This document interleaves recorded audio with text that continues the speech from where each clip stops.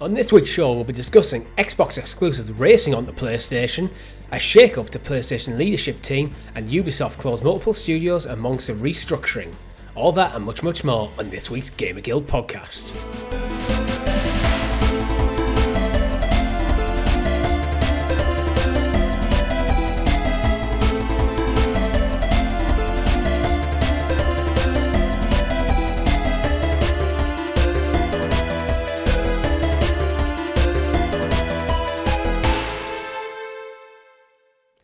Good game, everyone, and welcome back to the GamerGuild Podcast, your weekly show where we round up all the week's video game news and stories right here for your listening or viewing pleasure, right here on youtube.com/GamerGuildTV and up there in the digital clouds on your podcast preference of choice.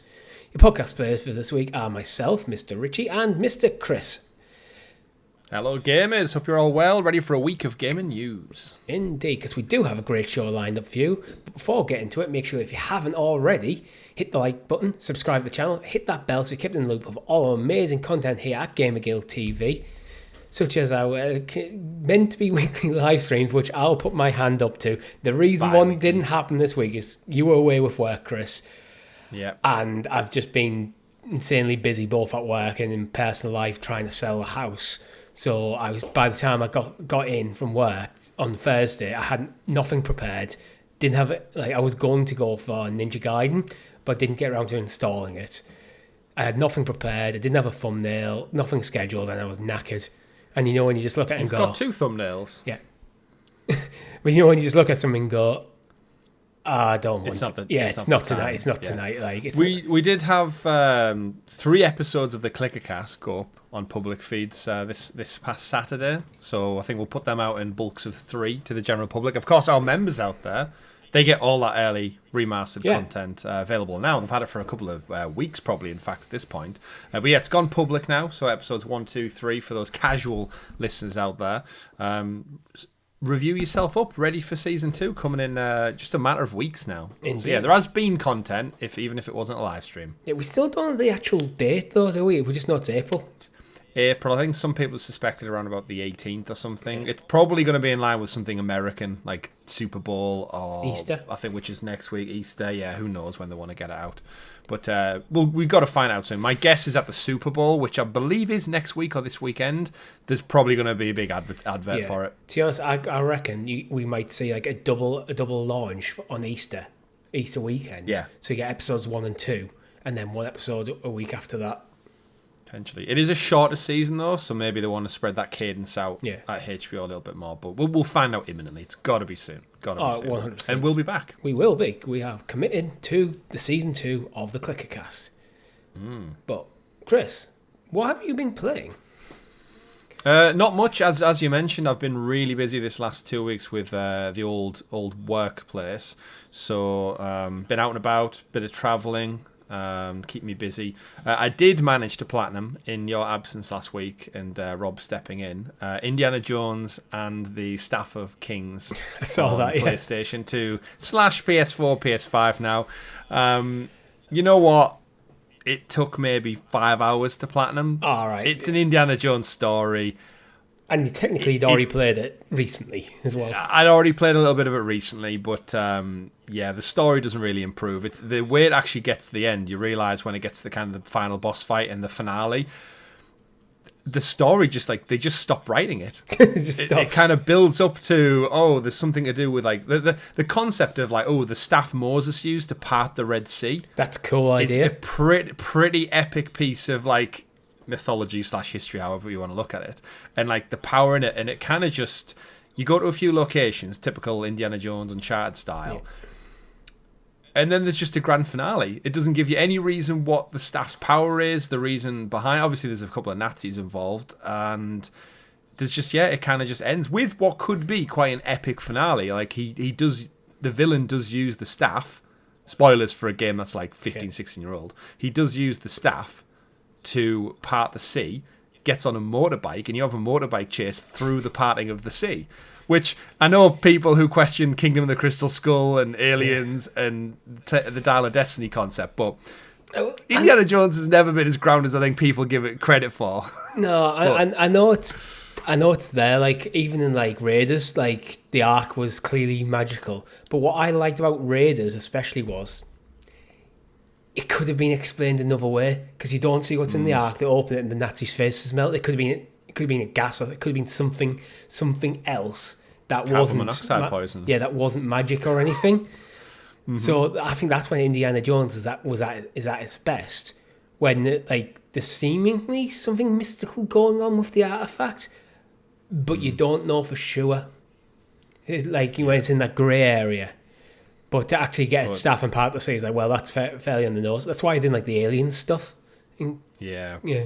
But either way, that was platinum number 149. So that means Sly Cooper 2, which I've been behind on. I think once I started Indiana Jones, I was like, I looked at the guide online, and the guide was like, the full playthrough guide was 2.5 hours. So obviously at the slow pace of playing through it and pausing it to check you've got collectibles took me about 5. But yeah, all things said and done, my 150th is on track to be Sly Cooper 2. Nice. So, unless something suddenly jumps in between that. But yeah, hopefully a little bit more game time this coming week, and I'll get back to it. How about yourself in between upping sticks and selling bricks? Metaphor.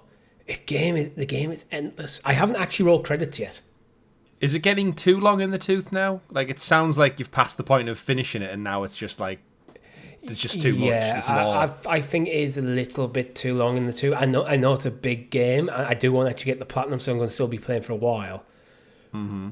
But to be fair, I've not been. It's not like I'm sitting there for 4 or 5 hours every night playing at the moment. Yeah.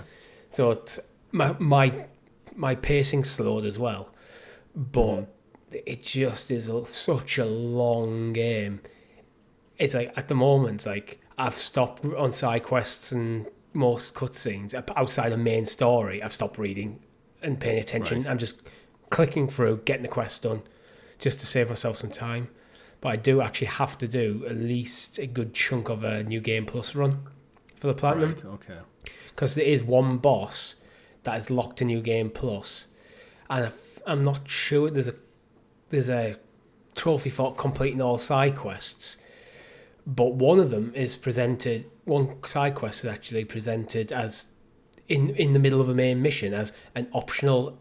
Do you go this way or that way? Right. Okay. I didn't realise that you have to do them both to get that trophy. So I'm hoping on my New Game Plus playthrough, I'm going to do both of them, and then the trophy pops. If not, I'm pretty much going to have to get back to endgame in order to get that trophy. Right. I'm hoping like the quest, the side for the trophy, it carries over, and this not has to be all in a single playthrough. So you're going to have to be quite tactical about this one. The New Game Plus will be a lot quicker because I'll be like over leveled for most of it, and then I can just skip all the dialogue, all the cutscenes, and that will save probably about a good 100 hours. That's a decent saving. Yeah, it's like you can. Your social life will appreciate that. And then there's like there's a collectible trophy I need to do, which I think I'm about 5 collectibles off it. I'm not sure if I've missed any, and I need to go with a guide and go around every area I possibly can and see if I've missed any obvious ones. But if I have, that does carry forward anyway. Well, that's good. So that's not the end of the world. But yeah. Well, it's certainly value for money by the sounds of it. Yeah, I mean, I've loved the game, but yeah, it's one of them. It is a bit too long. You can make the same argument for Persona 5. Actually, it is a very long game. Atlus make these absolute behemoths of games, so it's. But we're almost there. We're almost there. Well, speaking of value for money, though, at least, and. Of course, I've been out and about shopping and picking up some deals. And us two and Tom are actually heading to a retro gaming market this coming weekend. So we'll probably have a couple of things to talk about on next week's show. I picked up a couple more this week to pad out that retro collection, because we've been playing like a little game, haven't we, almost every week? Yeah. Guess the price almost. So I picked up... Guess the retro price this week. The entire Dead Space collection. Oh, on PS3. 1, 2, and 3. Of course, they are available through other channels, but it's still, they're kind of nice. I want them in the collection just to have them, and I know the quality that they're worth. So, what do you reckon for Dead Space 1? Ooh, Dead Space 1 PS3. PS3 tends to be actually slightly higher price than PS4 at the moment. That's why I think I've went wrong a few times. What are we thinking? £6. £4. £4. Dead Space 1. So then by that tactics, what do you think for Dead Space 2? I'd want to say £4, but I'm guessing it's going to be like £3.87. £5. And then £6. So then for Dead Space 3? £6. What are you thinking? £5. Well, where did these prices come from? I don't know. I mean, arguably Dead Space 1 is the best of the three. So and yet that's the cheapest. So it's like they clearly don't rate these on like Metacritic or something. It's just kind of like, I guess, in demand secondhand markets. They might price it based on their stock levels or something. Quite possibly. And then finally, I did pick up a little one, which was Red Dead Redemption Undead Nightmare, which I do have Red Dead, and I do have Red Dead Undead Nightmare as part of like a downloadable DLC, but I totally forgot it was a standalone. And this is one of those things where they never did Undead Nightmare DLC for the sequel, which was like massively disappointing because, again, it's such a good game. Like, if you want Halloween vibes in a fantastic game, look no further than Red Dead Redemption Undead Nightmare. What do you think of a cost for that one then? So Rockstar, it's Red a Dead. smaller standalone title, but there again, we are talking the low pounds here, so I don't think that matters. Mm-hmm. I'm going to go with £4. Close. £5. Once again, but I thought that was actually like almost a bit of steal because of the Rockstar. I know it's not Grand Theft Auto quite, but probably the rarity as well. Yeah, that I've never seen it before. So all standalone. I did check it. It was all standalone on the disc. It didn't require like the original game. I'm not getting caught out Sims DLC style on that one. Yeah, put that in there. So a nice little find there, and I'm sure you'll have to rein me in a little bit when we go to this retro market from just going crazy. Got paid on Friday. Finally, January's over. Let's not go blow at everything. I keep telling myself I need to be conservative when I go there because, yes, I've just been paid and it's nice, but I do have 2 holidays currently I'm paying for, and we've started booking things for when we go to Paris in May.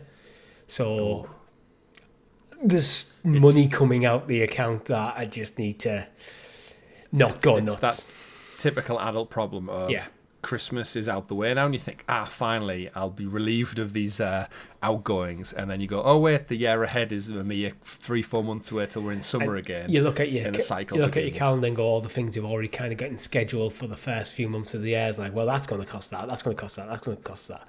I was out drinking last night. With my girlfriend, celebrating our first year anniversary. Congratulations! And yes, that cost a fortune. Just going out drinking does now. Yeah. So it's stuff like that. Yeah, it does.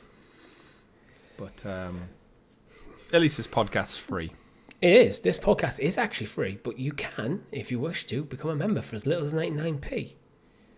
But before we talk about that, Chris, would you like to introduce us to the graciously gathered Gamer Guild Gazette, aka the news? The news, and the news, as always, is brought to you by our aforementioned members, which you can join over on the YouTube channel for as little as 99p, which helps us do a lot of cool stuff. Helps us keep the channel running, keeps them freeloaders and over the pod who listen to audio only, keeps them being able to listen. And I really appreciate all of your support. I saw a couple of those freeloaders comment this week, and over in the Discord, links in the description. You know who you are out there listening on free podcast audio feeds, driving on your commute to work or on your journey home or whatever you're doing in your downtime. 99p, that's all it is. But in all honesty, the best thing you could do on free feeds is leave a comment or review, I think, on podcast services. I don't know how the hell the algorithm has helped. But we've started giving them a bit of stick, and it's all in jest, of course. It's all in jest. Yeah. But seriously, what the hell are you doing? Yeah, 99p, come on, guys. Jokes. You find that behind you, down the couch cushions. Oh. Actually, I don't know anymore. Does anyone have cash to lose down the back of the couch cushions? No, even if you do have cash, do you ever sit down on your couch with a pocket full of change? No. I mean, we've all had that. I mean, a lot of our audience will remember the days you'd get home at your parents' house, you've been out drinking all night, You've been buying rounds and drinks and whatever, and then you pay for your taxi, you get home, and you're trying to be quite quiet. Yeah. You take your jeans off and you It's tip them, genuinely. and every single coin just scatters on the deck, making an absolute racket, and you think, oh, Back I'm in the trying to be days where quiet. you'd actually go out drinking on cash because 30 quid could get you for a good night's drinking, a pizza and a taxi home. Yeah. Oh, them were the days. You used to go to the Them were bar with a fiver and end up with just a handful of coins back. Yeah. Them were the days. Crazy times. But Chris, we're talking about the days now, and we're going to start off the news by letting you know about Xbox's first-party racing game, Forza 5, is now coming to PlayStation. They're doubling down on this. I mean, we've known it for quite some time, haven't we? It was rumoured or something a while ago that this was the next one in the bag, and I think the rumour went on to say that they're holding it back. Xbox are holding it back, and with the cadence of recent releases, it makes sense that they don't want to kind of, for lack of a better term, blow their load in one go. They want to stagger these things because Game Pass's lineup for the next couple of months is fantastic. So why would you want to put... I know there's rumours as well around like the Master Chief Collection and the Gears of War collections, and Xbox want to be careful that they don't just like put everything out in one go and then sit back and go, shit, we got nothing left now. Yeah. Like if they want to have a good year with their brand new titles spread out, but also get this in there. But Forza Horizon 5 is arguably the best version the game's ever seen. And I think at the moment on PlayStation, that kind of arcade open world fun is lacking. Like, we don't get a Gran Turismo arcade game. Need for Speed has been poor for a couple of iterations now. Meanwhile, Forza was over there getting some journalists and sites gave it Game of the Year a few years back. We did. So we've played it on the channel. What are your thoughts on this inevitable port coming this spring? I think it's a good move. I think Forza Horizon, it makes more sense of Forza Motorsport because of Gran Turismo. So, and I think you are right in there. They should be staggering out the release of this stuff. It's because I think it's one of them things where, okay, they've announced they're moving stuff over to PlayStation, that's happening. If they dropped it all in one go, I think it takes a bit of the wind out of the sails almost, because then suddenly everything's there. It's like, oh, cool, everything's there. Where this, doing it like this, game by game, makes it more of an event thing. It keeps it in the news. So we're talking about Forza now, specifically one game, rather than Xbox's library in general. Yeah. And then next time, let's say, like, bring out Doom the Dark Ages. Let's say that's a dual release. Now we're talking about that coming to PlayStation as well. So you get that constant news cycle a bit more. But to be honest, what I found hilarious, and if you are one of the naysayers about this, like, you know, the trolls on Twitter who think like the end is nigh for Xbox because they're doing this. Incidentally, the port has been done by Panic Button, which I just found funny. It's very on the nose, or on the button, I guess, with it. But yeah, this version, they quoted in the press release saying the port being done is in collaboration with the main developer Playground Games, which we know are working on the Fable reboot right now. So the team's obviously on major projects. There's no new trailer has been released to coincide with it, so they're kind of keeping it under the radar at the same time. They even didn't even put a date on it; they just kind of put it out for wish listing on PlayStation and it's other rumored platforms. to be spring. Yeah. We're excited to see Forza Horizon 5 community grow with new players on PlayStation 5, and we can't wait to see the creativity and skill these new creators, builders and racers will bring to our vibrant community. Crossplay will be enabled across PS5, Xbox and PC, and new content and a new content update named Horizon Realms will also be coming to the PS5 version. So it looks like they're attempting to give a little injection boost to the current players on other platforms, which I think is a smart move. You're open up to new people, and then crossplay just lets them all link up together. Yeah. So if you've got friends who do have it on Xbox, what a way to kind of bring them back into the fold and go, guys, like, I've got it now. Yeah, so it's like the base version of the game is going to be there. All the DLC will be purchasable separately, as you kind of expect it would be. I've got a feeling we'll get the date with Horizon Realms. I think that will be when they'll do a dual launch. I'm guessing Horizon Realms is going to be the next DLC for Forza 5. So yeah, they've said Realms will give players the chance to explore a curated collection of some of the community's favourite previously released evolving worlds alongside some of the surprises. So this sounds like it's almost like map creator mode released into Forza. And I know when we played it, we just kind of raced around a little bit. We didn't really do anything in depth. But in the lack of a Forza Horizon 6 because of the Fable work, and I'm not too sure how big that studio is. Obviously, Motorsport is done by a different studio, 1010, so they won't be. I doubt they'll be working. They usually stick to the simulation one. But yeah, in amongst a year when we've now had Hi-Fi Rush, we had Grounded port over, we've had Sea of Thieves, which both did immensely well. Pentiment, which came out, as you mentioned. Doom the Dark Ages coming later on this year. It's a multi-platform release. We had The Outer Worlds 2 confirmed at the Developer Direct a week or so ago. Barring Halo and Gears, we're almost seeing like Forza is an Xbox pillar. It's been there since the beginning, and it's always well received. It's always well good. If you look back at every Forza game, there's not one of them has been reviewed badly since inception. So this is I think a big win for both parties, quite frankly. Yeah, I think it's one of them with Forza, because they've stumbled onto something that makes the games feel really, really good to play. People love them. So they don't mess with the formula too much. They update things, they tweak things, new. If each iteration they bring out new maps, new cars, all that kind of stuff. But the kind of heart and soul of what their games are is just remain fairly consistent. And I think that will continue. I wonder if we will get a Forza 6 at some point. If they just keep bringing out DLC, do they need one? I'd say probably yes eventually, but. Yeah, I think if 5 wasn't numbered, if this was just Forza Horizon or Forza Horizon Worlds or whatever they want to label it, I think the number 5 doesn't like. They went Halo Infinite for a reason, right? Because I thought that was going to be the last big, like, not hurrah, but like it was almost like a resetting point, and it kind of just shit the bed and didn't work. Gears E-Day, again, it's not a numbered entry, it's a prequel, so there's always something in a naming convention, but. I think Forza, I think we'll definitely see another one. Obviously, the length it takes to develop these games now, they need more time, so you're not going to get them at that bi-yearly cadence that you would. I mean, look at Gran Turismo. They take, like, you pretty much get one a generation now.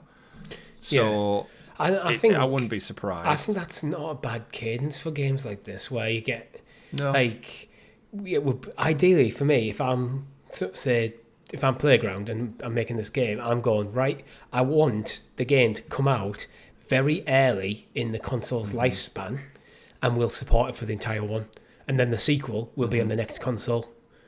Because if you can get a racing game in a launch window, that's almost like perfect timing. Within the first 12 months, it doesn't have to be like within the first few weeks. It doesn't have to be day one. But if you get out in the first few months, then go right. We are going to support for the next 5 to 10 years.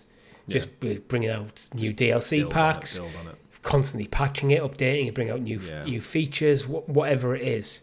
I think in general, as kind of games as a servicey kind of stuff, that is almost like becoming like where I think you look at it and go, it makes sense. It's like look at Nintendo with like things like Mario Kart. I know the most Mario Kart 8 was a Wii U that got ported to Switch, but the Wii U had a very short lifespan because it flopped. But the game was fine. But other than that, they pretty much have a one Mario Kart per generation.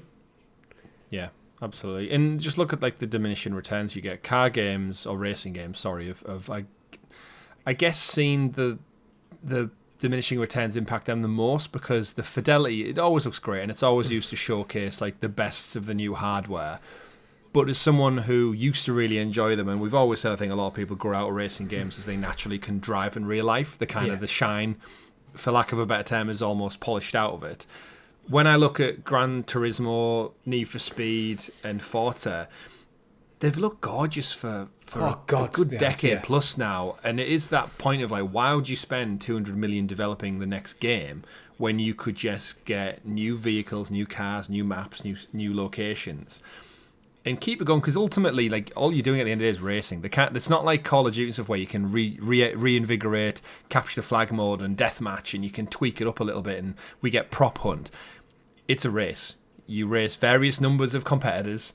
The tracks vary, but ultimately it is a 2D plane that you drive around in some kind of circuit with a start and a finish line. So that you know what I mean? Like, you can't really change the core dynamics of it that much, version to version. So that between the actual just basis of a racing game and the diminishing returns on graphics, I think a longer development cycle and a longer release cadence is this is arguably the genre that would benefit from it the most. I think the killer for these games is the feel to play. It has to feel great. Which it makes sense because it's the same with like shooters. If you play a shooter and it doesn't feel good to play, they go, if the game could be objectively in every other way amazing, but if the gun combat doesn't feel good, it feels like a crap game. Racing, I think, falls into the same trap. If it doesn't feel good when you got your hands on the sticks to play, you're in for a difficult time. And so I think that's where they'll probably really nail the focus heavily on that, making sure it feels really great to play. And also just doing things like making sure it is beautiful to play as well. Yeah, but absolutely. Interestingly, do you think we could get some potential PS5 exclusive features in this with the DualSense? With things like adaptive trigger support? I mean, if they're doing an entire port, it makes sense that you utilise it. And in a way, it's a good way of Xbox Studios testing the water for what inevitably the new Xbox controller is going to look like. They would be naive and foolish to launch the next hardware list without the new Xbox controller trying to at least mirror some of the features of the DualSense, because everyone's said the DualSense it changed the game so much when in terms of just haptic feedback and the triggers. And I know not every game utilizes them massively, but just the way like something like Astrobot dynamically showcases that controller, they can't launch a new one and go, it's just another batteries and vibrations. I think it's one of the problems you get with console exclusive features on your controller is if it's a cross-platform game, there's very little incentive for a third-party developer to utilize them, because if they utilize it for PlayStation, then they have to code it slightly different to where it's working on Xbox. But if Xbox start mimicking the features, and as you said, this could be a good test bed for them to actually start trying out this. How would it work in our games? Using PlayStation, because they've already got the tech there to go while they're working on the next generation of Xbox controller. Yeah, well, that's the kind of the hidden message of all this, of like porting games over to other platforms. It's a weird way that Xbox are now getting a sneak peek into the world of PlayStation more so than they ever have. Like when they're developing like mega hit titles like Black Ops 6 and stuff for it, like Xbox now have people literally on the inside of PlayStation now releasing full games and ports. It's no longer like smoke and mirrors. They don't know what the competition's doing. They're literally working in tandem with the competition. And that brings us on to like kind of a little segue of this story this week, of course, Richie, that Xbox was December's biggest publisher and 64% of its sales were on PS5 and PS4. So Xbox has sold more on PlayStation than it has on its own platform. Which, Richie, I guess is no surprise. They've been putting games out. Like, again, Black Ops 6 will have been the biggest part of it.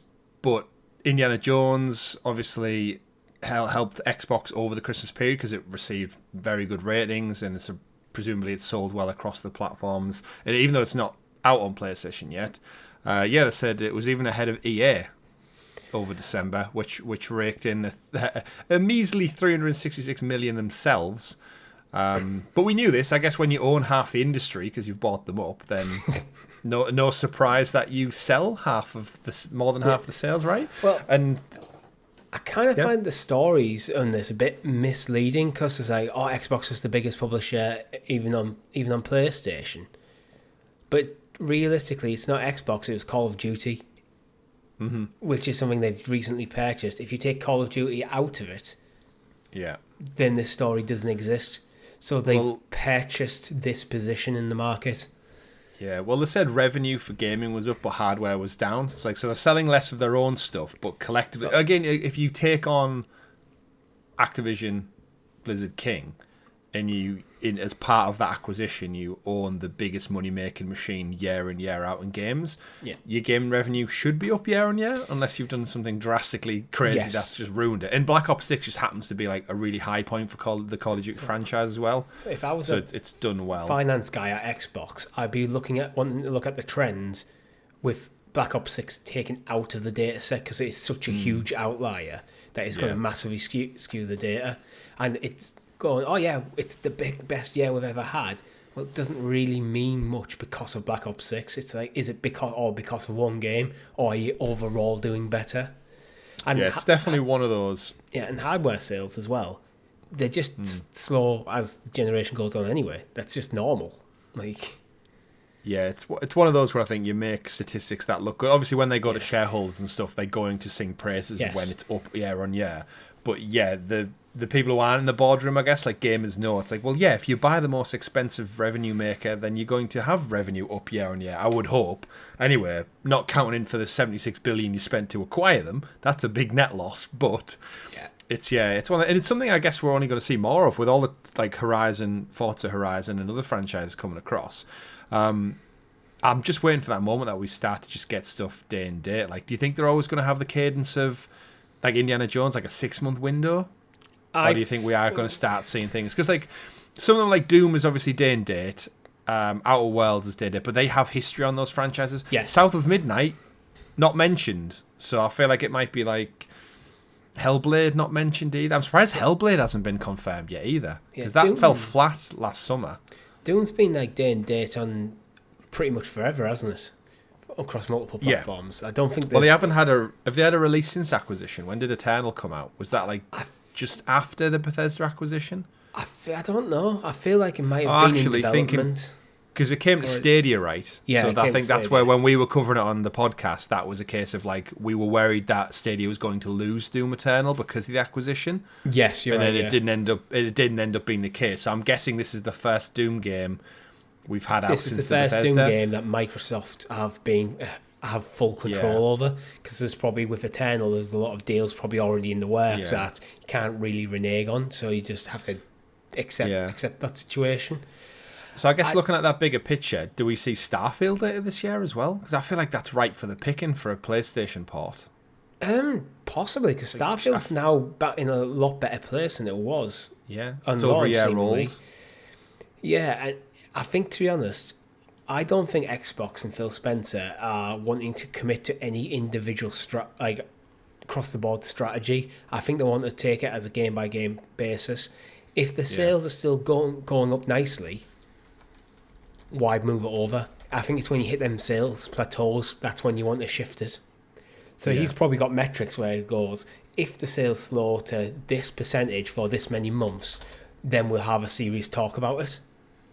Yeah, I mean, Phil was doing a couple of interviews this past week, and he pretty much confirmed, like, he wouldn't say, like initially they said when they did that business call back like last January, they said, like, these are the 4 games. We can't comment or deny rumours or speculation on other ones. He did a few interviews with, like, Gamertag Radio, Destin, who's recently left IGN. He's got his own channel now.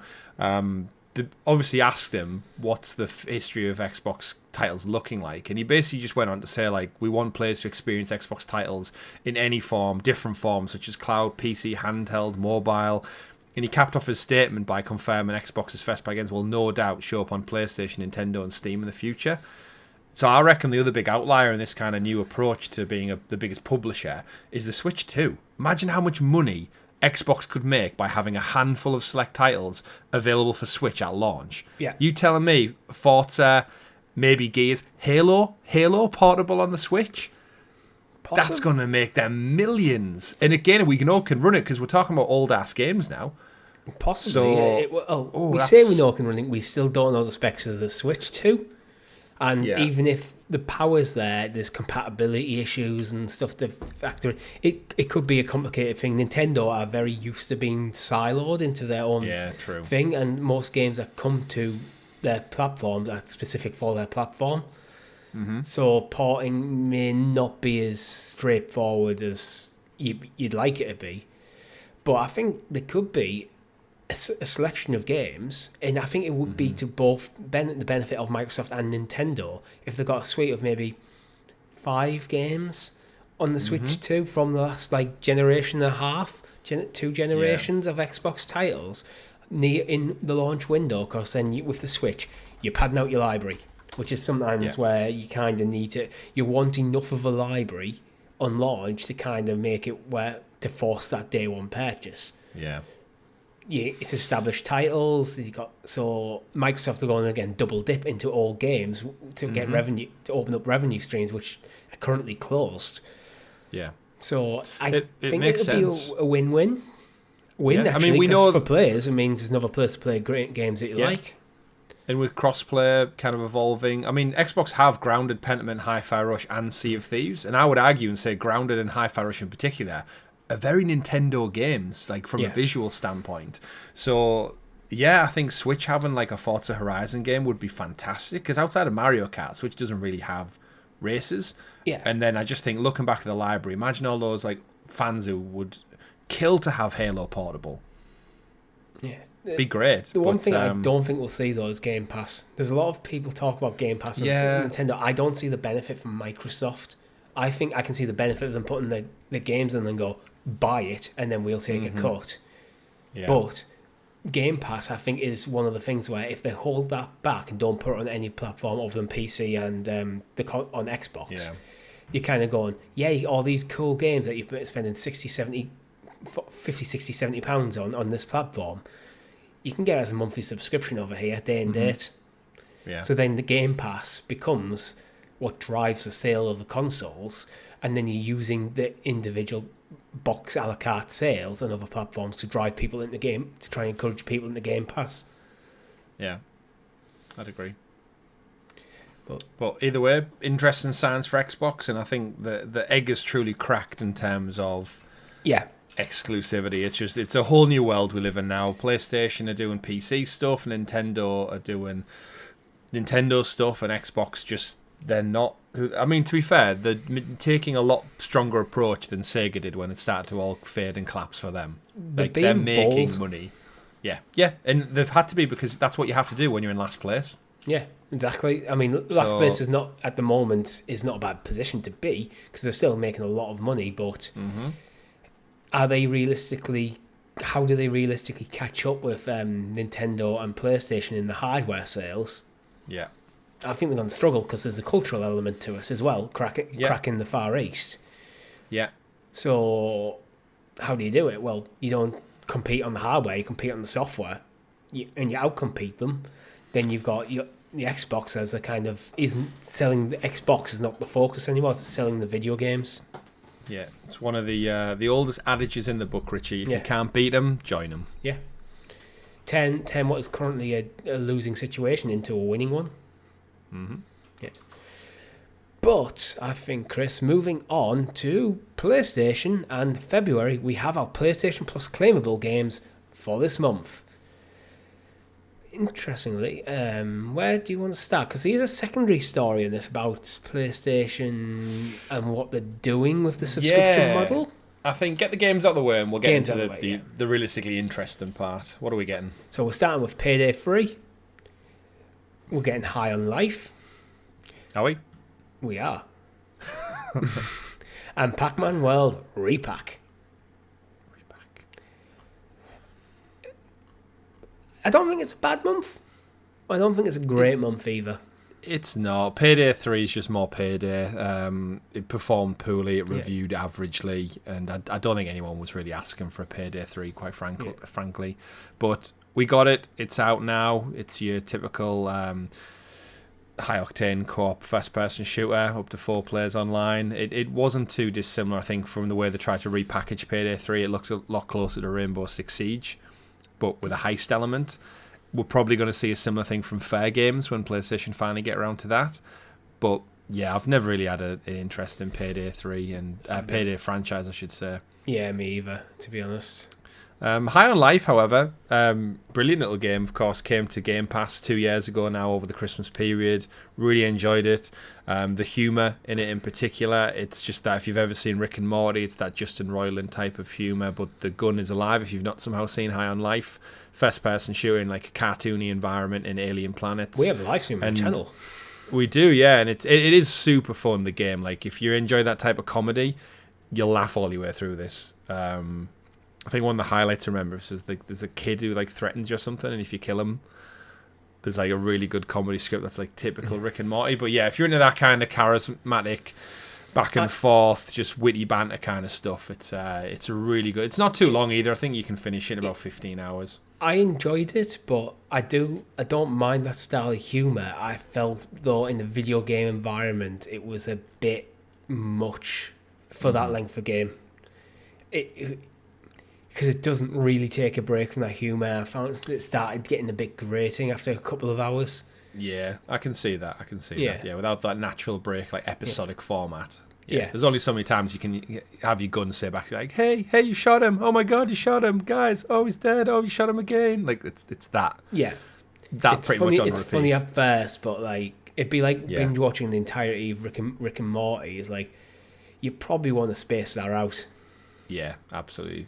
Agree. And Pac-Man World Repack is the remake of the 2004 original PlayStation platformer where Pac-Man tried to get out of that 2D landscape.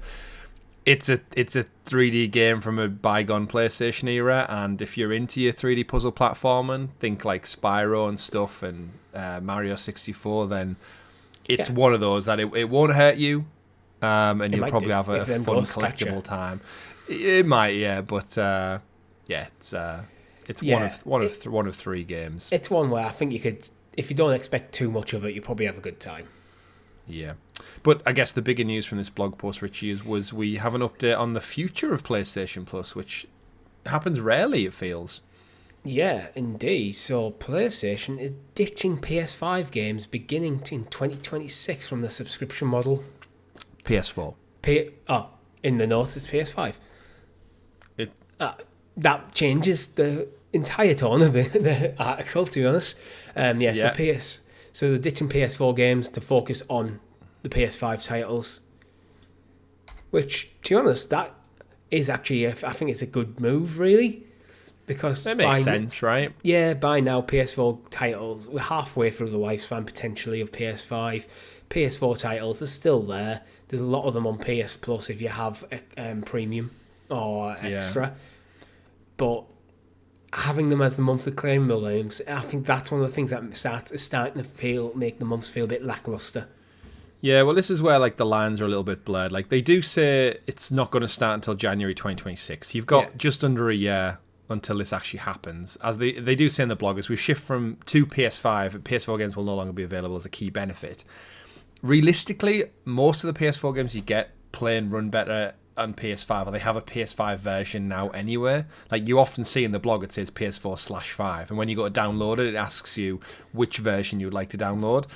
And this is where like the cross generations, the lines are so blurred now. I think the biggest thing is just they're running out of PS4 titles to add. Like we see it with Game Pass. Like at what point when you're adding 3, 4, 5 games a month, have you? And especially with the rolling library that they have in the catalog that also gets additional games, it does just feel like they're not the pool's not finite. Like at some point, you need to like hone it in on like what's relevant and what's current, because nobody wants like shitty old games. So the one thing I think is key to actually focus on here, which is actually I kind of slightly misspoke, because as I'll just read directly from the blog.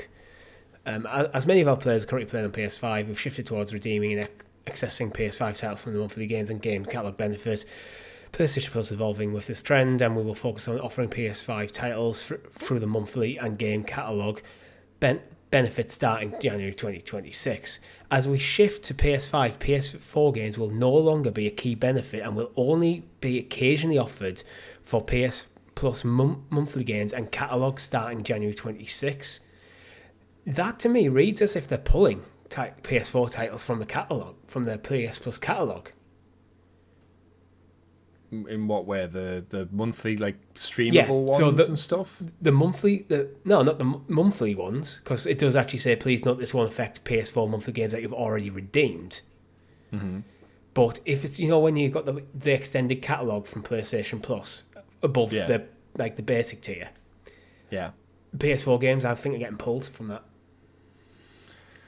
I mean, possibly. Does it all go back to just licensing again? Like, PlayStation will pay these teams fees, and I'd imagine maybe having duplicates, like PS4 and PS5 versions, and the studios at some point will turn around to PlayStation and go, look, our 6-year contract with PlayStation Plus catalog is ending. Do you want to renew? Insert random PS4 game that 10 people played in the last 5 years. And PlayStation go, not really. Not really. Yeah, because it's all a sunk cost, right? Like you're telling me, Pac-Man, Pac-World Repack, the PS4 version, someone's like, it's in Sony's best interest to renew that contract in 5 years' time and keep it on the catalogue. Yeah. You know what I mean? Like, I know not what you so... mean. It just feels like that's actually a huge thing. It's just wiping away from your catalogue. And this seemingly would include Sony-owned titles. So we've seen them do it before. Remember they pulled... was it The Last of Us before the remaster came out? Or Horizon before one of them? I know they did something in the past where they took out one of it might have been God of War actually. One exclusive. They took it out ahead of like the sequel or the remaster launch. I'll put the price up to full again. And it was like, hang on a minute. That never goes down well. You always get bad press, which I think this is why they're telling us this now, a year in advance. Yeah. To take the hit, deal with the bad press. Yeah. And then there's something in there. Year. But we'll have to wait, I think, until January next year to find out truly what it looks like. I think it probably is just down to contracts. You see it with like Netflix and stuff all the time, where like movies and series drop off and then they come back. And if I'm reading this right, I think it actually massively devalues the PlayStation Plus. If you're to remove the PS4 titles from that library, what are you left with? Really? PS5 titles. But there isn't that many, really. But there might be in another year's time. Like again, they know the metrics of who's playing them and if it's worthwhile renewing.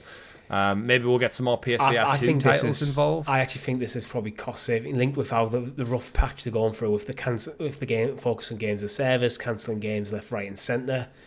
I think this is a cost saving measure to potentially actually drive the sales of PS4 games. Potentially. Or even just push people towards PS5. It's like it's like you at some point they need to leave the last generation behind. And this is the slowest generation to do so. I think they said at the last reporting thing, they still have like 60 plus million active PS4 users. Yeah, because they haven't got the PS5 titles out to make to want people. Exactly. It's like a catch-22 problem they're stuck in. There's only a handful of first party Sony PS5 only titles. Few, very few. It's not many. So because they've made, I think, bad strategic decisions in terms of what their content library, and now they're suffering from it. So it does make. I do feel like come January that PS Plus library is going to look quite bare bones. Yeah. Interesting. And it's also kind of a step away from the kind of pseudo Game Pass model, which when they revamped it last time, they seemed like they're taking half a step towards that. I wonder if they decide to change tack and go a different direction. Maybe try and get back closer to having only the monthly claimable games. I mean, I think they obviously altered to combat in some way with Game Pass, and then I think because Game Pass hasn't really seen the growth Microsoft and possibly Sony expected, it's like, well, we adapted, but in hindsight we didn't need to, so let's revert back to what worked before, was just 3 claimable games a month. That's it. Yeah. But you know what? I don't like to see Sony taking things away from us, Richie. But that's not the only thing. It's true. They took away. They are getting rid of the anniversary. Oh.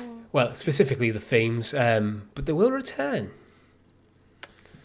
Why do they do this? I don't know. It's weird. I don't know. For those who don't know, the 30th anniversary, you booted up your PS5 and it opened it with the fantastic PlayStation logo, the old school coloured one.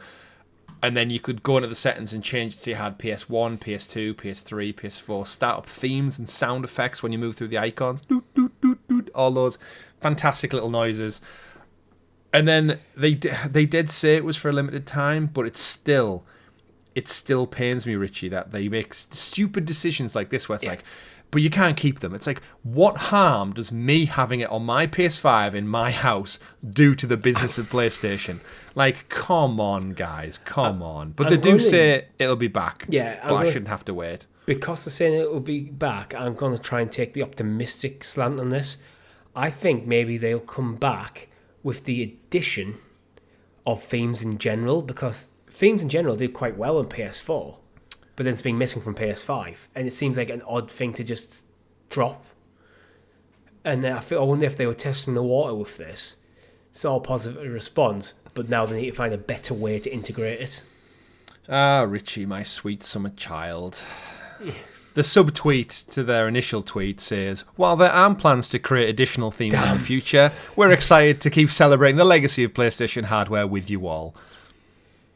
So why take it away? Then my point of like taking it away was kind of to take it away so they can bring it back in a way it's better integrated. Because at the moment it's kind of crappy. You have to go through several menus to find the bloody thing. Yeah, it's not intuitive. It's even the notice, like the post they put out just says, "Thank you for the fantastic response to the classic PlayStation, PS2, PS3, and PS4 limited time console themes, which will be leaving tomorrow, less than 24 hours notice. Due to the positive response of these 4 themes, we're doing some work behind the scenes to bring the special designs back in the months ahead." How about you just don't take them off us? Like, is it crazy that I turned on my PS5 for the next time and it's all just gone? I don't understand. Just leave it. Leave it. And if you want to do some work behind the scenes because you want to integrate it better, just leave it alone until you're ready to go. This is the Xbox app situation again, what I'd never fully understood. The sunset of the Game Pass app to incorporate it into the normal Xbox app, but then didn't bring all the features across. So now you have a half-baked, clunky solution. Why not just wait till you're ready to go? Like, I don't get it. It's not, because this isn't a cost thing. It's not driving money for PlayStation. It's a nice to have. But maybe that's it. Maybe it's not going to be free going forward. I mean, yeah, I'd still probably buy them. But it's just a shame. I wouldn't on principle. If it's something that I've had, they've taken away and now you can have it back, but you have to pay. It's like, fuck that. Imagine if they're like, it'll be back for the 35th. It's like just 4 more years then, 4 and a bit more years. This is what we'll lose out on Richie.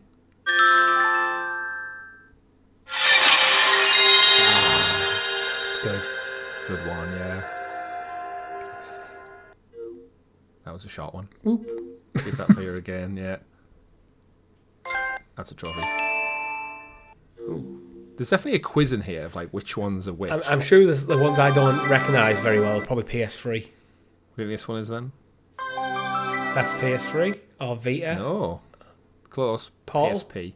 PSP. Portal. Yeah.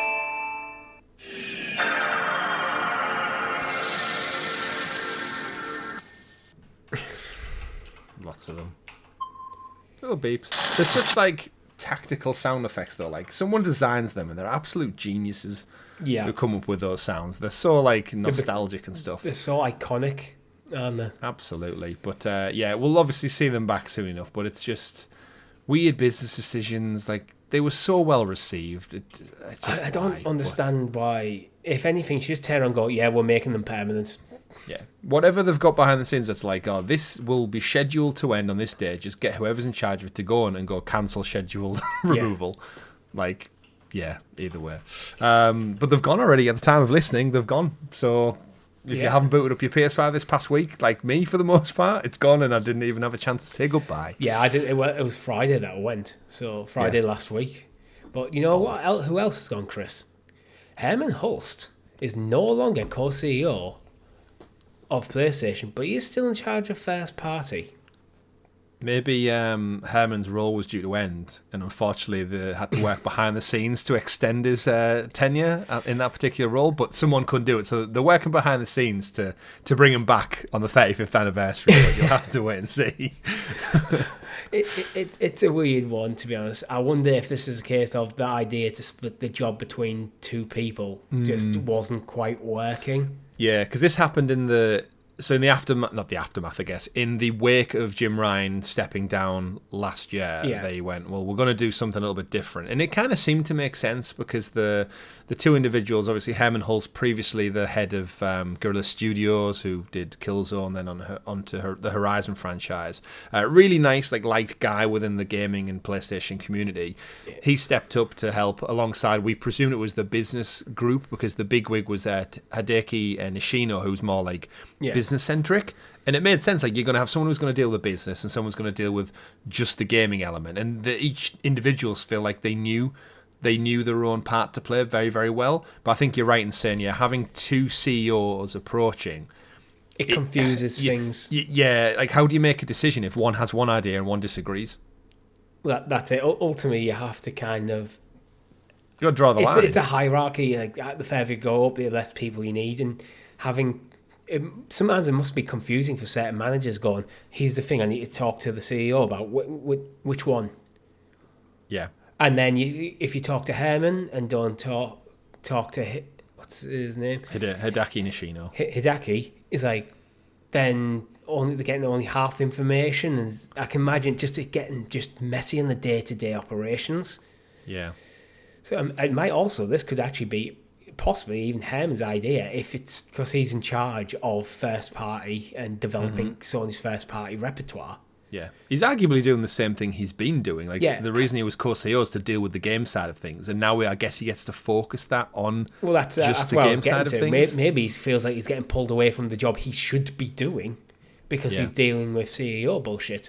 So let the business guy take over the CEO and effectively running the company, and he's still probably going to be in the board meetings. Absolutely, and we should make it clear he's not stepping down. No. It's just a case of he's moved into a different role. He's not even really moved into a different role. He's had part of his role moved into a different person.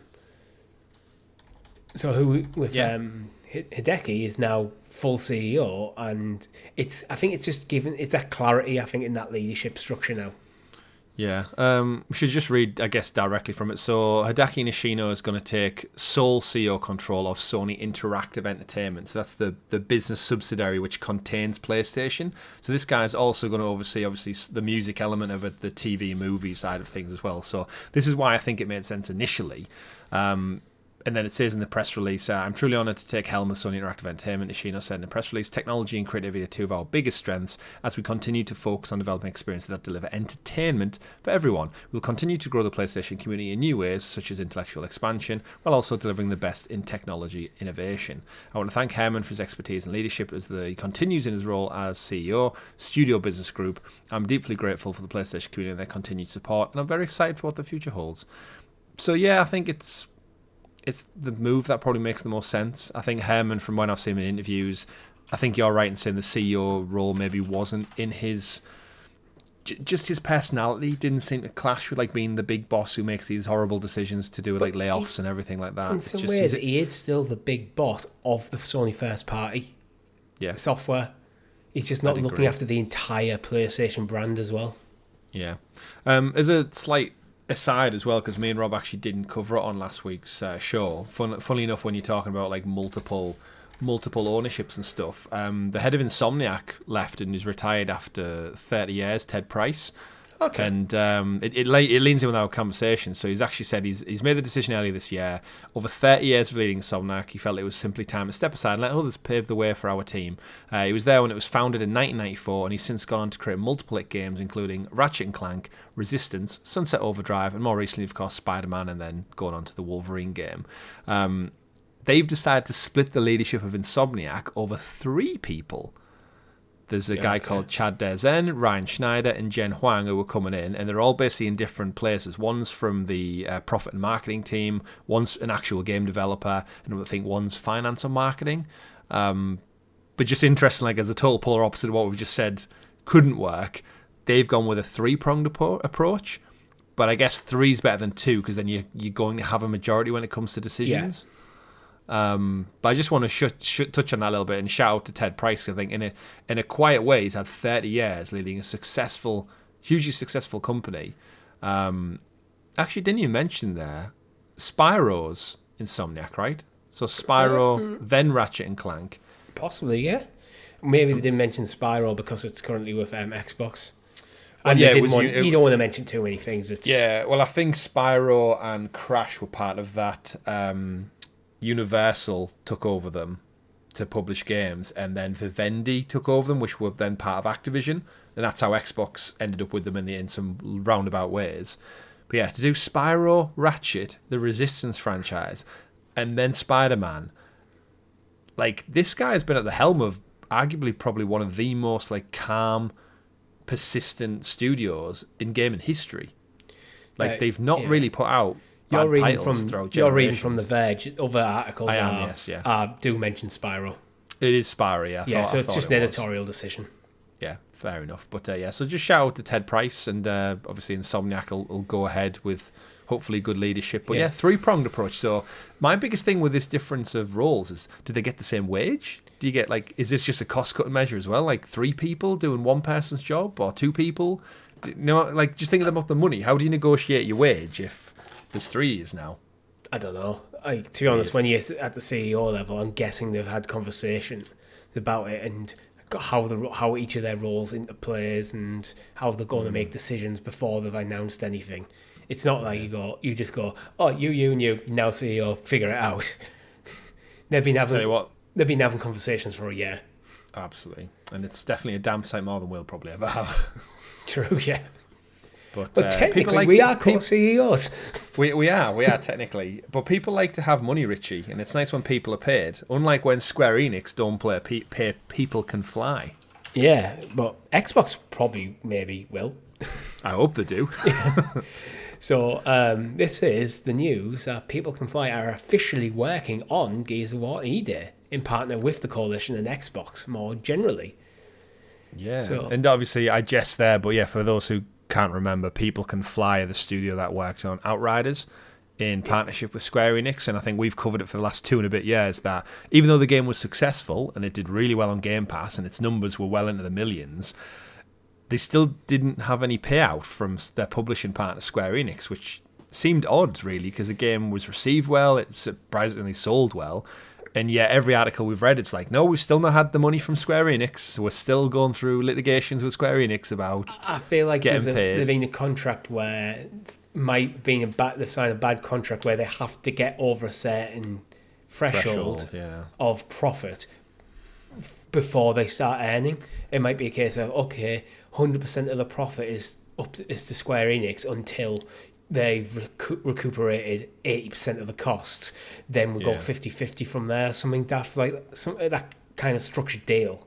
Mm-hmm. And unfortunately, Outriders, it didn't do well on launch. It did fall flat on its face, and it had multiple issues across multiple platforms. So while it was a bit of messy, it looked like a games as a service, but they were adamant that it wasn't. But then it had kind of games as a service mechanics in it. I think everything around that game just got a bit messy, and they lost control of the narrative of what it is. And absolutely, the consequence was people didn't buy it. Yep, and more shockingly, 2021 that was, Richie. Yep. That was a lot of years ago, actually. It doesn't feel like yesterday. But yeah, the reason for this article, obviously, they're thrilled to be working, no surprise, on Gears of War E-Day, which is the next mainline entry in the renowned Gears of War series, and they're co-developing it in partnership with the Coalition. Obviously, we know about E-Day. It was shown at last summer's showcase. The game looked great. Everyone's super hyped for it. No surprise, though, because People Can Fly worked on the spin-off title Gears of War Judgment back in 2013, so this studio has fully hands-on experience at making a well-received Gears of War game. So it may look as though they've been brought on as a support studio in this particular guise, but I guess for People Can Fly, it's more of like, it's work, it's a contract, it's with a reliable studio, we're probably going to pay, but I think it's more of like a homecoming. Like, if you look at the list of games outside of Outriders, like Bulletstorm was received averagely, Painkiller. The studio's only, it's like 20-odd-year-old, so it's not like young by any standards, but 2002. They've not really had their breakout, and I think Gears Judgment's probably the highest they've reached in terms of a single entry. Yeah. So, bring them onto Gears, and maybe the Coalition Xbox are thinking, like, look, if they do a good job supporting with E-Day, and we want to still grow the Gears franchise, I could see People Can Fly's next game after this support line being a spin-off of Gears again in some way. Yeah, so I think this is one of them situations where obviously Outriders didn't go well for them financially. So in order to keep the studio, because they are an independent studio, to keep things running, getting some steady work as a support studio on another company's game, that could help keep the lights on while you're developing your own thing. Yeah. It's not a bad strategy, really. It's like, just go, we're going to contract out to support Gears of War. It's probably a steady income coming in for that work. Keeps the accountants happy, and now you can go develop whatever the next thing they're working on. It seems like a win-win. Yeah, and again, they've got the history of the franchise. They've been involved since Gears 1. So keep it going, but a good story. Like, I don't mind. I don't think they've done phenomenal stuff, but I liked what I played of Outriders, and I think they're a studio that just deserves some money, quite frankly, at some point, because they must be getting close to the line. They've done well to keep going and not have to like close the studio or lay off a ton of staff, unlike Ubisoft. who are laying off staff and closing several smaller support studios. 185 staff are reportedly affected. Yeah. You don't like to see it, Chris. Like, more layoffs. Yeah, I mean, we knew it was happening. Ubisoft is such a ballooned company. In a way, it almost like needs to happen because they're seemingly in a super bad place, Ubisoft. And they're closing Leamington Spa Studio, which is based in the UK. They're going to retain some under remote contracts who working remotely. Additionally, their offices in Dusseldorf, Stockholm, and Newcastle based. Ubisoft Reflections will be downsized. So they're not closing them, but downsized pretty much just paints the picture for maybe not this year, but next year we'll close you instead. Reading from their blog, as part of our ongoing efforts to prioritize projects and reduce costs that ensure long-term stability at Ubisoft, we've announced targeted restructurings at Dusseldorf, Stockholm, Reflections, and the permanent closure of Ubisoft's Leamington site, a Ubisoft spokesman said to Eurogamer. We won't go into the individual studios, but I guess it's what happened. I think they reduced. I think there you go. Ubisoft had reportedly reduced headcount since 2022, when it employed 20,279 people. That's a lot of people. By the end of September last year, they employed 18,666. So they still have so many people. That's insane. And to be honest, they haven't been in a good position for the last maybe 5 years, really. They've had some hits. Like Valhalla was a commercial success. Absolutely. They've had it, but most of the games have probably fallen short of where they expect. And 20,000 people, it's a lot of wages. But then you got things like Star Wars Outlaws. It was received okay, it sold okay, but it didn't really rock the boat anything. It's just like, yep, here's a cool game. Moving on. It's kind of one, which is what Ubisoft are good at, but I don't think that is. I think it's not selling enough. They're not selling enough.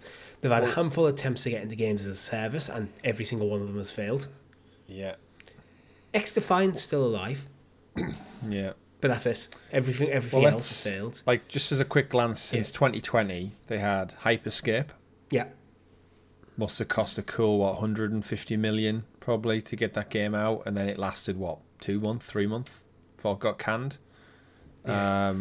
We've got a couple of random rabbits things on iOS. Watch Dogs Legion came out in the back end of 2020. No one cared for it. Third entry in the franchise, did absolutely nothing. And arguably the worst entry. Yeah, it was the weakest entry by far. Watch Dogs 2, great game. Yeah. 1 okay, 3 poor. Then they had Valhalla, that same window, if you remember. Yeah. Valhalla and Legion came out a month apart. Sold incredibly well, but not the best. I don't know. I don't think it's anyone's favourite Assassin's Creed. Yeah. We've got Just Dance games in between. Yeah. Rainbow Six Siege updates in between. Immortals Phoenix Rising came out in December. Great game. So you had that triple hit of releasing games all in the same quarter. Great game. It's quite refreshing, even though it did kind of stick quite close to the Assassin's Creed open world format. Yeah. It had its own charm, but then decided not to go for a second one. Yeah. So I'm guessing it didn't sell as well as was hoped. Yeah. But then again, they put two of their big hitters with Assassin's Creed and Watch Dogs slam on top of it. Mm-hmm. So then we had Far Cry 6, which was their only game in 2021. If you remember, that's when we almost felt like we had a drought of where are the games? Oh no, sorry, scratch that. Far Cry 6. It was more Far Cry. I think it got lamented for just being more Far Cry, didn't it? It wasn't bad. Which I enjoyed it, but I think you're right, it was more Far Cry. Well, that was it. It was just everyone went, yep, it's what you expect. If you like Far Cry, there you go. Yeah. Riders Republic in 2021 as well. Actually. Yeah. Still good, but you never really hear about it, though. No, it's like one of them where it's a good game, but it's like who's going to go back and keep playing it? It just doesn't have that sticking effect. But you never really hear them about any big content drops or anything. There's very, very rarely any news. It's like we just don't hear about it. That's the problem with that game, is it's still going great, but they're not doing enough, I think, to actually draw people's attention to it. Yeah. And then we start to get into where it starts to taper off in terms of results. Yeah. So Rainbow Six Extraction, which was fun, but did nothing to move the needle. That should just be a DLC. It should just be a game mode within Absolutely. Siege. Come check out Siege, this new game mode. even paid content. Roller Champions came out, the rollerblading game. Yeah. Then we got more Just Dance. Remember Oddballers? No. Which was the dodgeball the dodgeball version of Roller Champions. Some of these games were fun, but they just didn't have the staying power. Yeah. The Crew Motorfest, Assassin's Creed Mirage, Avatar bombed for them. That was one of the first big ones. The Lost Crown last January reviewed well, but did really well. Yeah. Skull and Bones. I think that was a Lost Crown is one of these gleaming goals. Yes, Ubisoft can still make a fucking good game, but arguably seen from a visual point of view as an indie game, and I don't think many people played it. Skull and Bones, we knew that was going to shit. That we could have told them it was a failure 5 years ago. Yep. They should have just got Black Flag Remake in that slot instead. X Defiant, RIP already. Like, it's just another case of Hyperscape all over again. We got another Prince of Persia game randomly. Like, however your timelines worked out, how the hell did you have two games? Another side-scrolling Metroidvania style Prince of Persia game within a year, within like 6 months. Like, yeah. And then obviously Outlaws, which apparently I think before Christmas was like it sold less than 2 million, which is insane. But that's partially down to Star Wars' current state of affairs as well as I think Ubisoft's. It's a bad mix.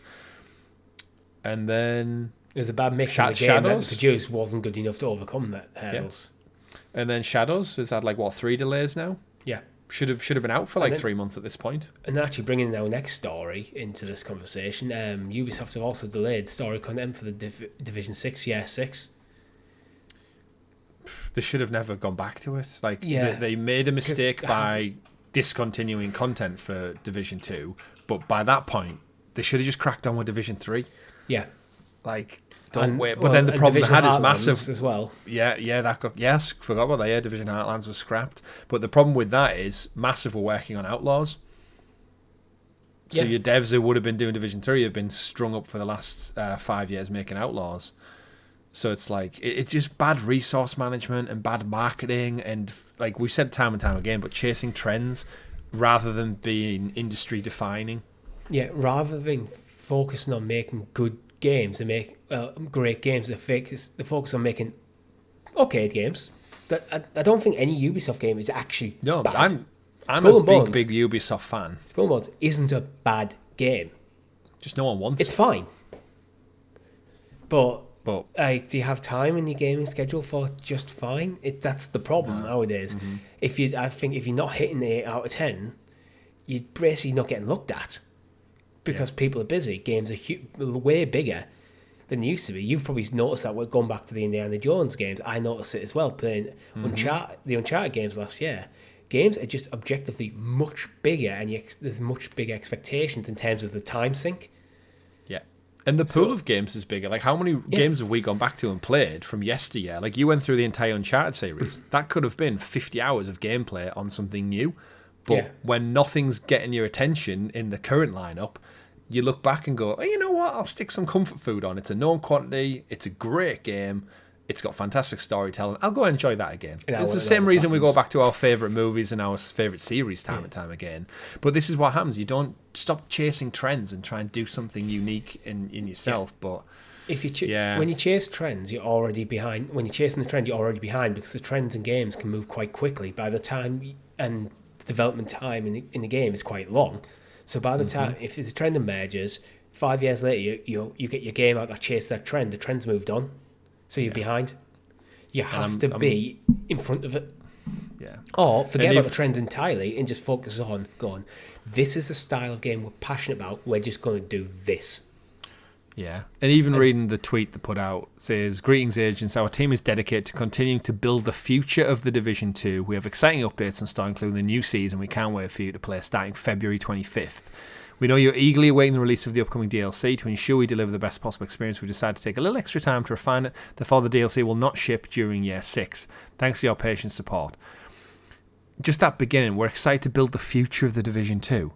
You should be building the future of the Division 3. Yeah. The game's 6-year-old now, and you've almost killed your fan base by taking so long. And you already said you'd already had plans to sunset it, and because of fan reaction, you decided to go for one last hurrah. Yeah.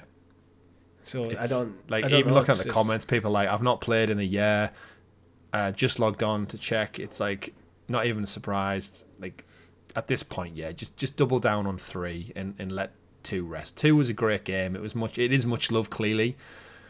But again, business decisions. You should have just ploughed forward. Well, I think the Push Square article we're reading from sums it up.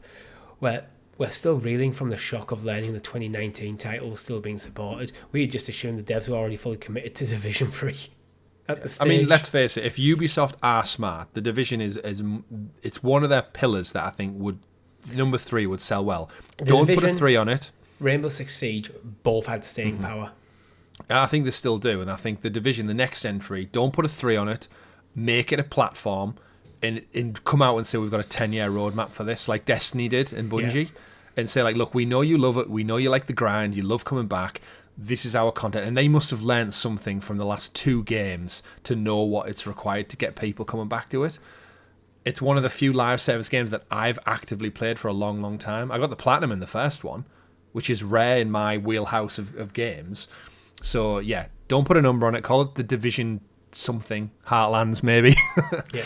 Use that copyright that you've already got, and just make it a games as a service. It's a platform. Hell, even go free to play Ubisoft. You might as well throw the dice. But it looks like Ubisoft aren't the only company mismanaging their games and season pass, Richie. No, of course. MultiVersus is getting shut down after season 5, and the game will go offline as well. That's the problem with games now, isn't it? Because they're all connected online. It's like, remember when you just had a multiplayer game? Like, can it not just have couch co-op? And I can play I can buy MultiVersus and play couch co-op with my friends or my brother or whoever.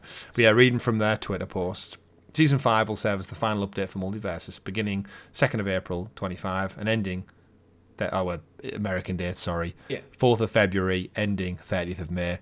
After Season 5 ends, players will be able to enjoy the game offline for the foreseeable future. Dun, dun, dun. MultiVersus was such a good name as well, and they've ruined it. I feel my sneaking suspicion here is the foreseeable future thing suggests that they're not done with it. I wonder if there's some licensing issues, because that's the problem with MultiVersus. They own it all though. It's all WB IP. Yeah, it's WB Games, it's WB IP. The reason they pulled it offline was to polish it up and make it better, and then they made that foolish mistake of taking it away from people and then bringing it back. Think it was going to have a second wind. It's like, that's not how games work. No. You fools. Like, what you should do is wait until you're ready, then launch it. Yeah. Because a bad launch can kill you. And some games can come back from that. Like No Man's Sky is very much the poster child of that. Yeah. But a game like MultiVersus, it was daft. It is effectively a Smash clone. Yeah, and it had that moment in time. If you remember everyone talking about Shaggy going Super Saiyan and stuff, like, it had the zeitgeist in the moment, and they ruined it because they didn't have the content to support it. Exactly, and WB, but again, what you doing? If you look at Smash Bros is a perfect example. You bring out a bloody good game, and you don't have to worry too much about your DLC pathway, because Smash Bros just sells millions of copies every time they bring out a game, because they've got great classic characters. It plays incredibly well. They know what they're doing. MultiVersus, like, you have to get, for any fighting game, like we were talking about racing games earlier in the show, you got to get the feel right. They've got to feel right. If they don't, you're fucked. Yeah.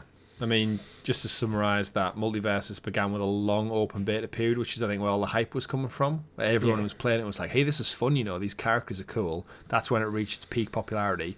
Then they took the game offline and worked on it for its official launch, but with an open beta, it kind of felt like it was out because everyone was playing it. There was no limit on it. Anyone could sign up and just get in. It finally arrived in May last year. That's it. Just May last year is when it came out. Struggled to retain its audience ever since, and at the moment, its Steam numbers are currently sitting at 336. Yeah. But I think as well, for marketing this game, Nintendo's already showed you how to do it. The Smash reveal trailers, they're brilliant. They just completely draw everyone's attention, and then you go, oh yeah, he's a new character. It's usually a short trailer, a minute or two, and people go buy Smash for the huge roster of characters, but they stay for the quality of the gameplay. Yeah, it's It's one of them. If you look at other games that came out last year officially with live service, Helldivers 2 currently, like, again, MultiVersus at 300 odd. Helldivers on 52,500. Palworld 65,500. Yeah. That's the numbers you're looking to compete with to remain ever successful. Yeah.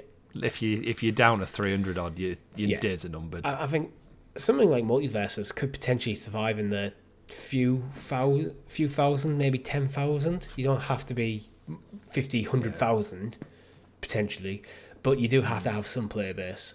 Yeah.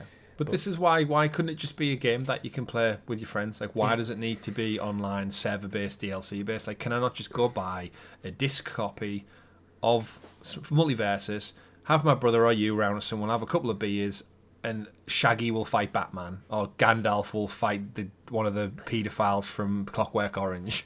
Whatever roster you want to do, Scooby-Doo versus Arya from Game of Thrones, whatever crazy shit we want to do, why can't it just be a game? Why does it have to be ever online? Because then at least you could still sell copies for years to come. Because it's WB, they very much have a touch of the Ubisoft. They're chasing trends, they're chasing games as a service. And it's never worked, like Ubisoft, it's rarely worked for them. What tends to work for WB is these first-person action-adventure games, like Shadow of Mordor or Hogwarts Legacy. And, they're great games. Single-player games. Yeah. Like Sleeping Dogs, Richie. I'm good with my segues this week. Sleeping Dogs. Oh, you put skip, that's why. Yeah, I didn't read the doc, sorry. So we'll quickly cover it since you've already brought it up. Marvel star randomly reveals plan to revise Sleeping Dogs movie project and wants a sequel game. I have no idea what Sleeping Dogs is, to be perfectly honest. Oh, it's basically like a little Grand Theft Auto game that came out on like PS3 era, and it was like Grand Theft Auto, but it was set in like Japan. Like Yakuza meets Grand Theft Auto, almost. Right. Proper cult classic. I remember I had it on PlayStation Plus. It's like one of the first PlayStation Plus claimable games I got. Played like a couple of hours, but it just like at the time I was busy playing like Bioshock or something else, and I didn't get around to it. But yeah, Simu Liu's the guy from Shang-Chi and the Ten Rings. He's like really into his game and into his tech. He just randomly tweeted out this week. Someone asked him like, "I absolutely want a Sleeping Dogs 2. If Sleeping Dogs movie is happening, hopefully it'll generate some interest." And then he just tagged him and said, "Are you going to play the main character? Please work your magic." And he just replied, going like, "Yeah, working with the rights holders right now to bring it to the big screen." And then it was like, and then after the fact, someone was like, "Oh, what? Okay." And then he like followed it up with an actual tweet saying, "Few film projects make it a pitch and then to greenlight phase because they don't understand the game. Everyone's overwhelming love of Sleeping Dogs has really given us life." And then he goes on to say, like, first a movie, then a sequel game for everyone. That's always been the dream. So clearly this actor just loves the role. He knows. It's almost like Batista trying to will his role in the Gears of War movie into existence by saying, like, he's talking about mentions it in interviews. It's like The Rock and Black Adam. And then I guess on a flip side to that, Elliot Page, as well as recently, his production studio has bought the rights to... Did I say hair there? I mean him. It's one of them. Yes, you did. I'm so used to saying Ellen Page, sorry. Elliot Page's production company has bought the rights to the Beyond Two Souls movie from Quantic Dream. It's one of them like a Telltale game almost, but visually looks absolutely stunning. We had Heavy Rain, we had Quantic Dream do Beyond Two Souls, and then we got Detroit Become Human, which is a fantastic game. Seemingly, Elliot Page wants to make a movie or /TV show of it. So more video game adaptations, they're the hot thing right now. We'll see these two hopefully in the years to come. And I think that detached as far as video games go, you could put out a movie and I don't think anyone would even know they're a game. Like, I speak to so many people in my day-to-day at work talking about games, and they don't know The Last of Us is a game. They don't know Uncharted was a game. They know Sonic was a game just because it's so big. Yeah, but it is that cross entertainment pollination is so rich now. How many people watched Twisted Metal and even thought a van with a clown driving it and Anthony Mackie running around was a video game? Very, very few. I challenge you. Yeah, because that was just a weird one. Get renewed for season 2. Yeah. But that is all we have time for this week. And as always, we like to end the show with This Week in Video Game History. Chris, today of recording is the 1st of February. What is jumping out to you? The biggest thing nearly is probably SimCity 3000. 26 years ago today. I have a lot of fond memories with SimCity. I don't know which one of SimCity I've played, to be honest. I think it's quite a quiet day as we're moving into February. But there's a few titles starting to crop up. The Life is Strange remaster collection 3 years ago. 3 years on already, PC, PlayStation 4, Xbox One, and Stadia. Wow. 2nd of February has Sonic the Hedgehog 3, 31 years ago in 1994. Banger. Yeah, that's probably the last of the good ones before they start to tail off with like Sonic and Knuckles Sonic and Knuckles is good. Then you got Sonic CD, and then we started to enter that 3D realm where he really just lost his way for 20 years until the movies apparently come back and gross over $1 billion. Yeah. Valheim came out 4 years ago. East 9 Months from Nox came out 4 years ago on PlayStation 4 and Stadia. Game FAQs doesn't state Stadia, but I can guarantee it came out on Stadia because we have a Let's Play on the channel on Stadia, which I did. Certainly do. And the last one for me is probably February 3rd. Miss Pac-Man came out 43 years ago in arcades. That's back in 1982. And for a lot of people, Miss Pac-Man, better than the original. Better than Mr. Pac-Man. Yeah. Ooh, give Miss Pac-Man her flowers. Indeed. But that is all we have time for this week. If you've liked the video, make sure you hit the like button, subscribe to the channel, hit that bell so you're kept in the loop with all of our fantastic content here at GamerGuildTV, where next week, hopefully, we'll be returning to The Last of Us in our Let's Play. Chris will undoubtedly spend all of his money on some new video games at the convention we're going to. Let us know in the comments below, because I think I'm definitely going to spend some money. Something might catch your eye. I think Tom's going to come in clutch because we know what Tom can get like, and he's going to spend way more than both of us anticipated because he's going to see something so unique and he's going to go home and go to his wife, look what I've bought. And he's going to get in trouble for it. But let us know in the comments. Indeed. Or you can let us know in our Discord. The link is in the description below. And with that, my name's been Richie. I've been Chris. GG everyone. Goodbye. Bye-bye.